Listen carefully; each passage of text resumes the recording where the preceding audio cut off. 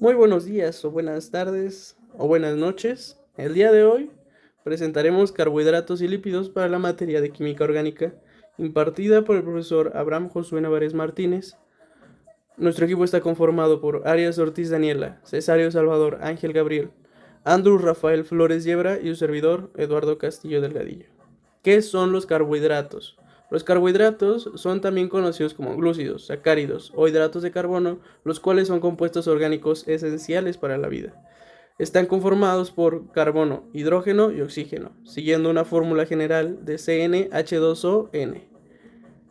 Sigue diferentes funciones biológicas, las cuales son clave para un correcto funcionamiento del organismo. En el caso energético, proveen la energía necesaria para la vida. De forma estructural, conforman parte de las estructuras de plantas y animales. Para la señalización celular, están los oligosacáridos en membranas que participan en reconocimiento y comunicación entre células. Y en formación de moléculas está el ejemplo de la ribosa, que es un componente esencial de los ácidos nucleicos, como es el caso del ARN. Hay dos clasificaciones estructurales. Para las aldosas contiene un grupo aldehído y para las cetosas, como su nombre viene, poseen un grupo cetona.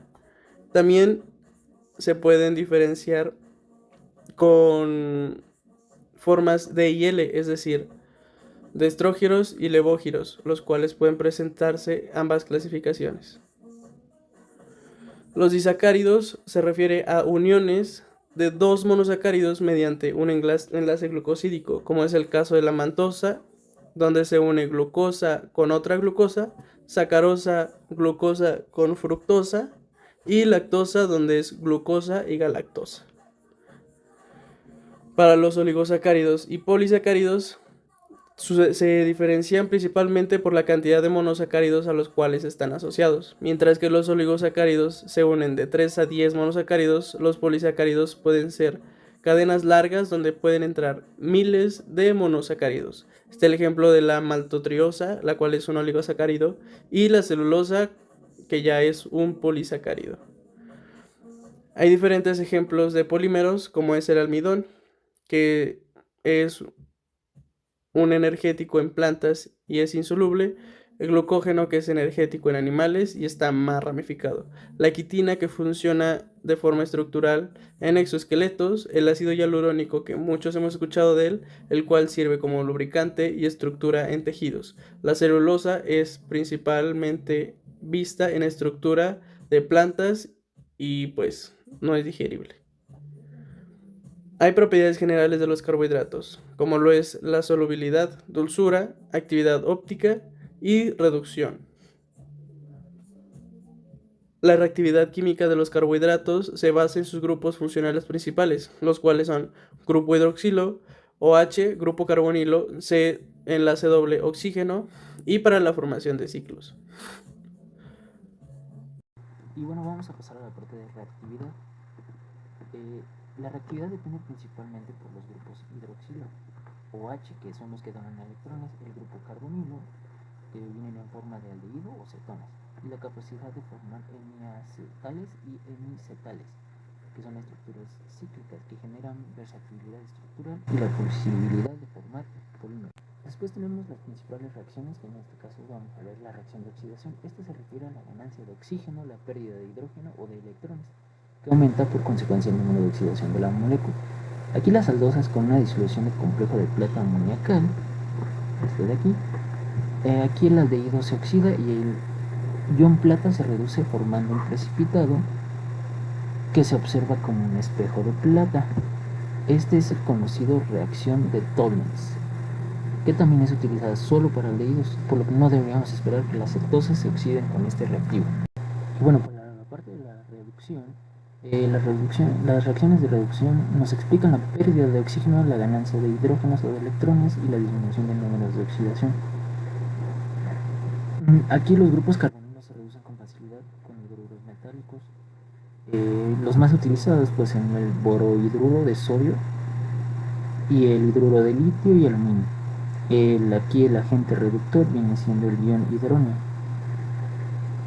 Y bueno, la reducción, un ejemplo es la reducción de la D-manosa, que genera dos productos porque el nuevo carbono 1 se vuelve quiral y puede adoptar dos configuraciones distintas. Por eso tenemos tanto de manitol y como de glucitol.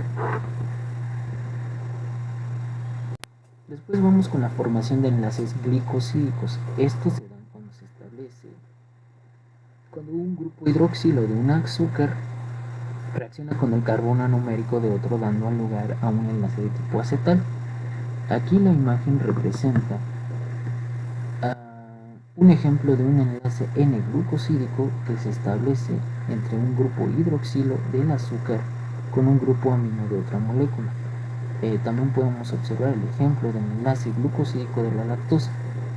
Aquí es la relación que se establece entre la galactosa y la glucosa,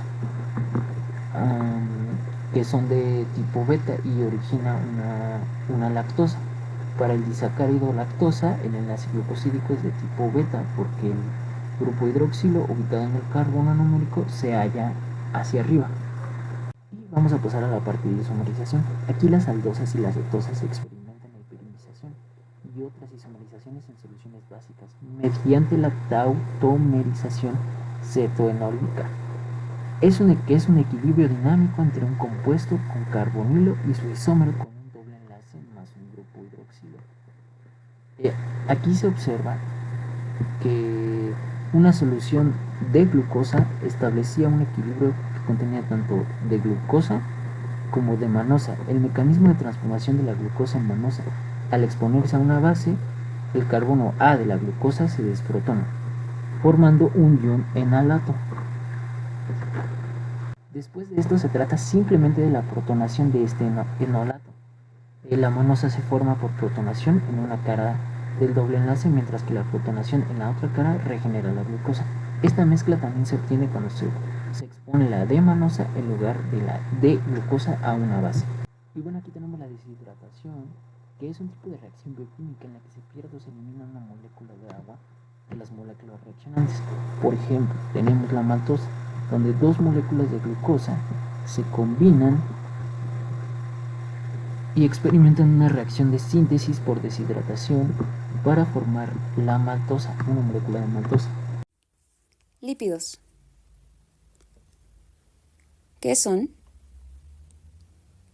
Bien, pues los lípidos son un grupo heterogéneo de compuestos orgánicos cuya característica común es su insolubilidad en agua y solubilidad en disolventes orgánicos no polares.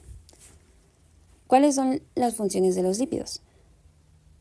Bien, pues los lípidos funcionan principalmente como reserva de energía, favorecen al cuerpo a producir y regular las hormonas y a nivel digestivo retrasan el vacío del estómago de modo que producen un efecto de saciedad. Propiedades físicas de los lípidos. Bien, pues estos son solubles en disolventes no polares como acetona, éter, cloroformo, benceno y alcohol, además de que son insolubles en agua. Son hidrofóbicos o anfiopáticos. ¿Qué quiere decir anfiopático? Quiere decir que la región de la cabecita es polar y lo que es su cola pues es no polar. Además de que también pueden ser líquidos o sólidos no cristalinos y también son de textura grasosa. Reactividad.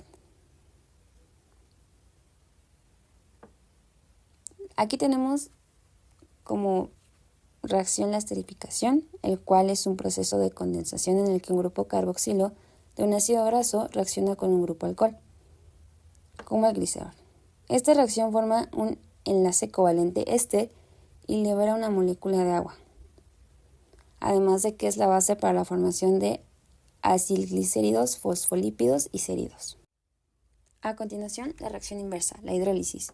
En este caso, el triglicérido se rompe por la entrada de la adición de una molécula de agua, la cual rompe el enlace éster, liberando al ácido graso y al alcohol. Saponificación. Es una hidrólisis alcalina de los triacilglicéridos. En este proceso, una grasa o aceite reacciona con una base fuerte como el hidróxido de sodio, para producir una sal de ácido graso conocida como jabón y glicerol. Hidrogenación. Esta reacción es un proceso químico en el que se añade hidrógeno molecular a los dobles enlaces de los ácidos grasos insaturados. Esta molécula, ¿qué va a hacer? Lo que va a hacer esta molécula es convertirlos en enlaces simples. La oxidación lipídica, o también conocida como enranciamiento. Esta reacción es una reacción irreversible y espontánea, además de que tiene 3 etapas. La primera etapa es la iniciación, donde se forman los radicales libres.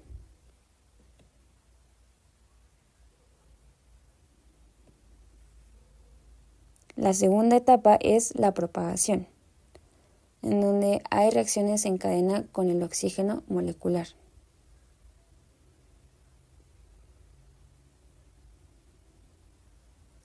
Y finalmente tenemos la etapa de terminación, en donde es la formación de productos estables o productos no radicales.